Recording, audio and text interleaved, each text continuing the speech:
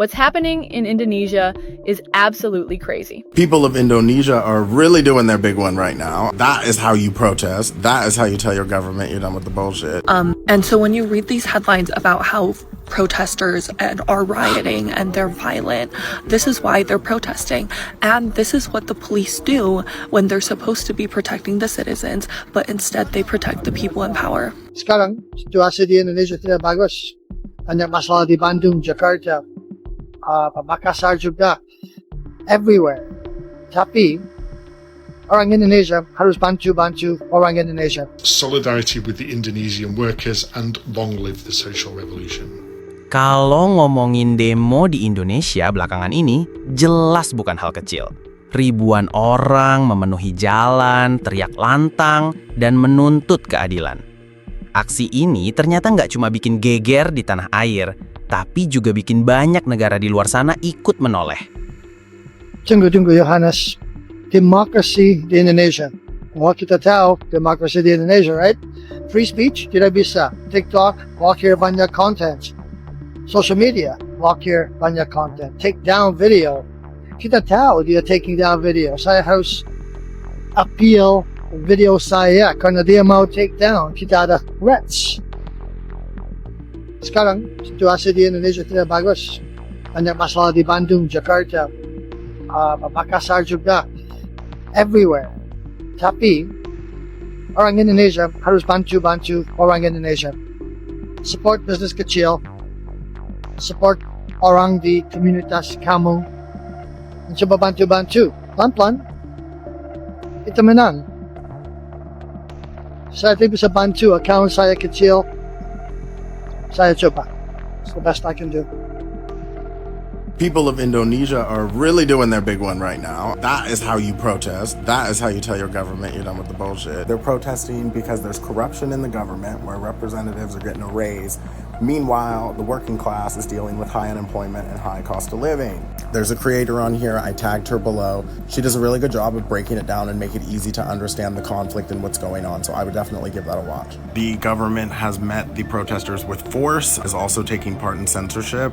One of the ways the government is trying to censor what's going on in Indonesia is by talking to social media apps. This app disabled the live feature because they want to keep their live feeds civil and friendly. The government censoring social media when these protests have already gotten violent is not good. That's not good. That's scary. Like, we know how bad police brutality is at protests in America because of social media. Like, globally, I feel like these governments know that, like, they are losing control over their people. And so they are, like, trying to take away, like, the democratic processes. Like, rather than give the power to the people, it's like, nope, full-on authoritarian, like, regime. Here's a debrief on everything going on in Indonesia and why there's protests currently. These protests have erupted over privileges for parliament members and the corrupt elites. The president of Indonesia has quite an austerity drive, and recently it's come out that parliament members have a housing allowance that is 10 times the minimum wage. Correction, almost 10 times. Protests have escalated exactly the way that you'd expect them. Imagine all the protests that are going on in the States and all of the tactics that law enforcement are using against civilians. Copy and paste that. You've got Indonesia. Except the civilians in Indonesia are stone throwing. These protests are protesting to get rid of all of these lavish allowances, which is on top of the lawmaker's salary. They're also calling out the corrupt elites within Indonesia and bringing up the fact that the military has seeped its way into everyday life. Back in March, Indonesia passed a law that's allowing the military to take on more civilian posts. In July, the government said that the military was going to start manufacturing pharmaceuticals. And then this month, the government announced, I think, 100 new battalions that were going to take up animal husbandry and agriculture. This comes amid cut to education, health, and public works. What are your thoughts on this? I'd love to hear in the comments below, and if you're looking for pocket-sized politics, you're in the right spot.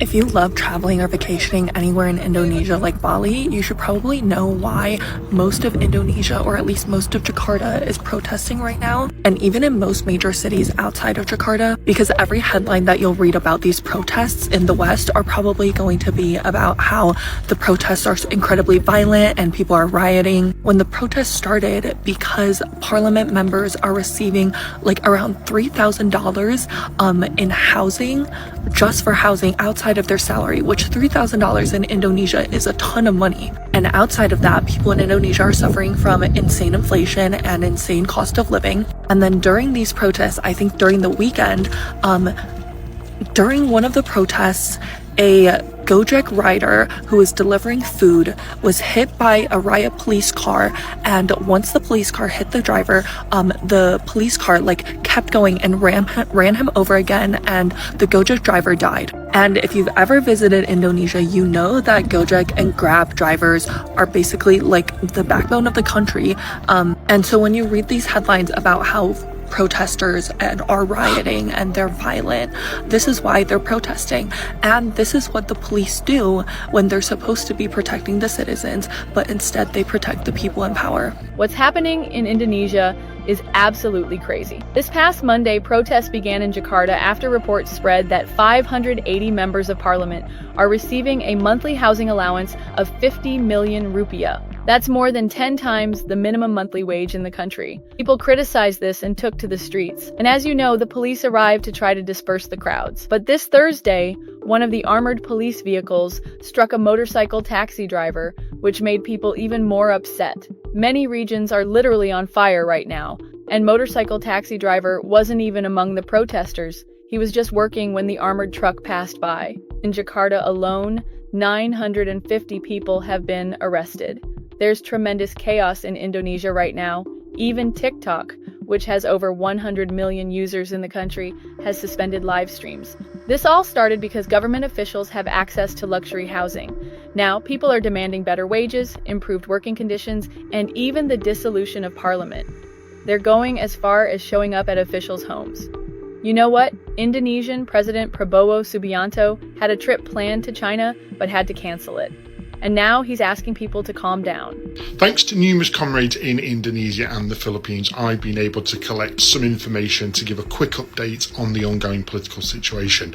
And for safekeeping, I'm also going to share my thoughts on some of what's happening. Now, there seems to be a motley alliance of Trotskyists, anarchist communists, Maoists, democratic confederalists, and insurrectionary anarchists, each with competing political demands and practices and uneven strength in different parts of the country. There have in fact been widespread calls for the formation of assemblies by various groups, particularly by Perhimpunan Merdeka or Freedom Association, which is an anarchist communist federation. But on Monday, many groups, including PM, began calling for a strategic retreat.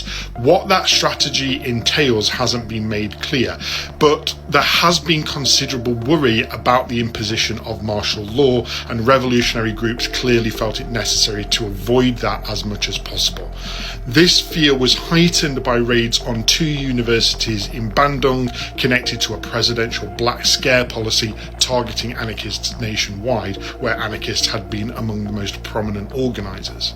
Alongside this came extrajudicial violence by police and military, who used live fire snipers to execute protesters in the street, including in Kuitang, where authorities cut electricity in several neighbourhoods before opening fire on civilians. This level of state violence has had its attended effect, leading to large-scale de-escalation of protests over the last couple of days. However, it does appear that Perhimpunan Merdeka and the Trotskyists, I think IMT-affiliated Perhimpunan Socialist Revolutioner, are attempting to regain some momentum. Yesterday, PM issued a communique calling for the abolition of Parliament and the formation of People's Councils to implement direct democracy, and PSR has called for the need to take the fight to the factories and are demanding a national strike in support of the trade union movement and the formation of strike committees, as well as self-defence groups to protect protests from police violence. And you can read both of those call-outs in these links. These call-outs come as executive student bodies across the country are trying to prepare for further nationwide protests, and the Trade Union Confederation continue to threaten a nationwide general strike. Efforts are also being made to defend the small ongoing demonstrations against agent provocateurs and police violence. How PM or PSR aim to connect future protests with their demands is yet to be seen.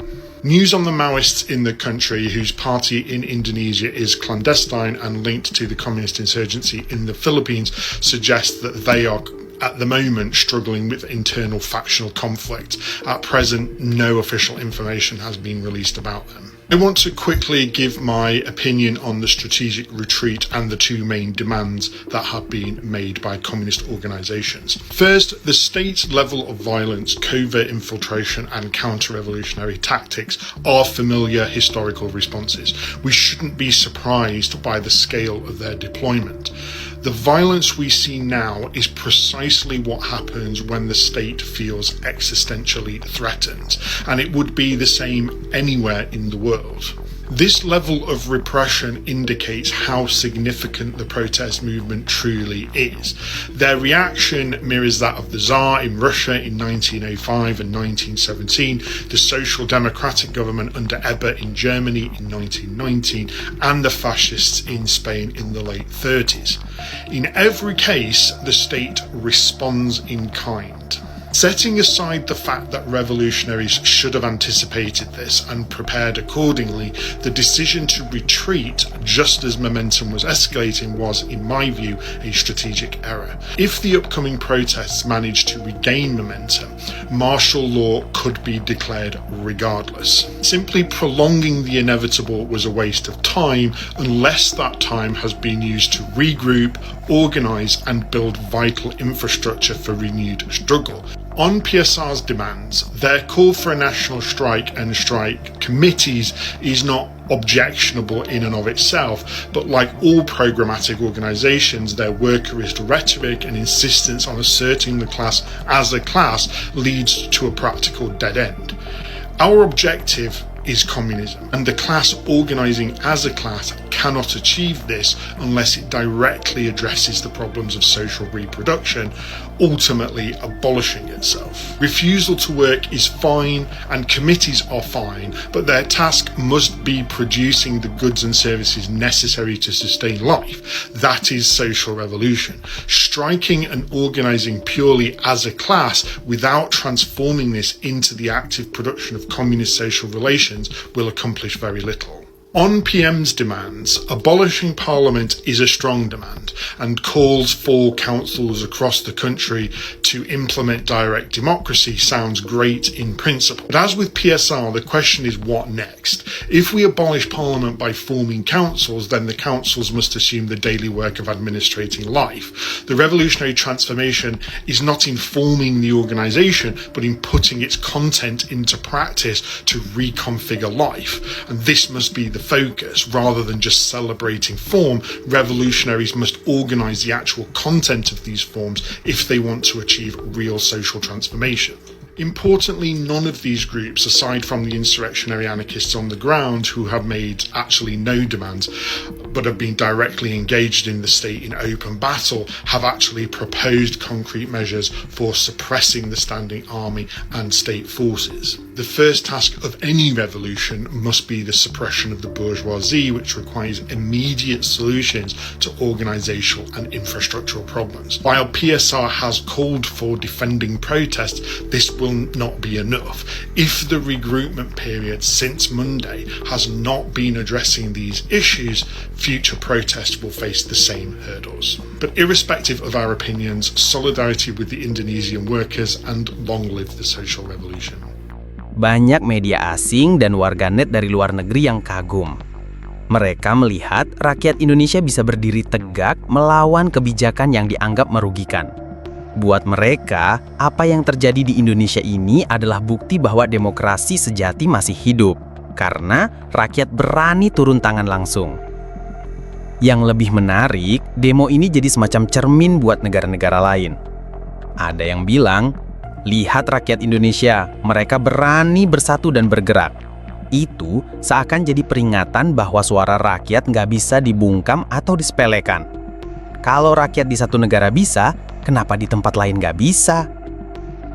Akhirnya, demo besar di Indonesia bukan sekadar peristiwa lokal, tapi sudah jadi inspirasi global. Dunia belajar bahwa kekuatan sejati ada pada rakyat. Dan ketika suara rakyat disatukan, mereka bisa bikin siapapun yang berkuasa mendengar. Indonesia udah kasih contoh nyata, tinggal negara lain mau ikut bangkit atau tidak.